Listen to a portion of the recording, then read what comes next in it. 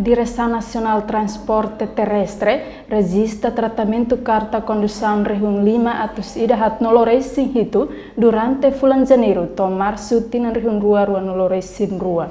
Chefe Departamento Título Carta Condução João Maria Belo Ximenes atetemba jornalista Timor Post ihaniaknar fatin heradili quarta-feira lorong nem fulang abril tinan Região Rua noloresin rua.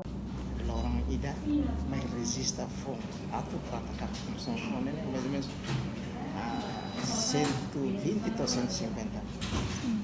Dependemos da lorong. Sira mai resista fome. Quando sira mai atu retam provisório. Sira não carta condução ia mas nessa renova. Agora que foi a provisória também o plano original pode ter. Ne lore ida sira bela mai to 150 to 200. Sira mai renova de.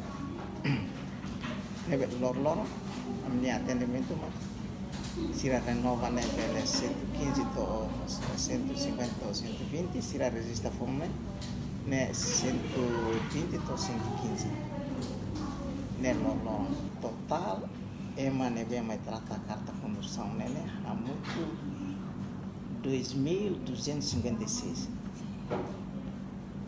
né composto usi resisto fome 816 ema mai trata tina ruania 369 mai trata de carta condução tina limania 1071 né janeiro né agora mai fevereiro né total ema mai trata carta condução né 1435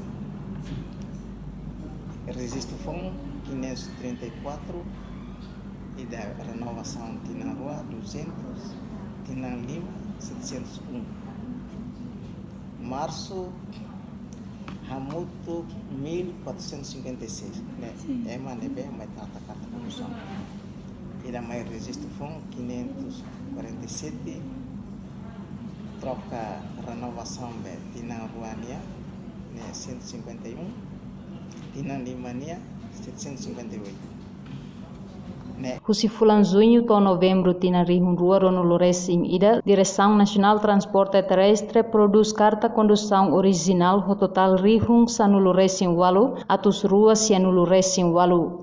Enquanto produção carta condução temporária hamutuk Região sanuloresin ida atus rua noloresin sia.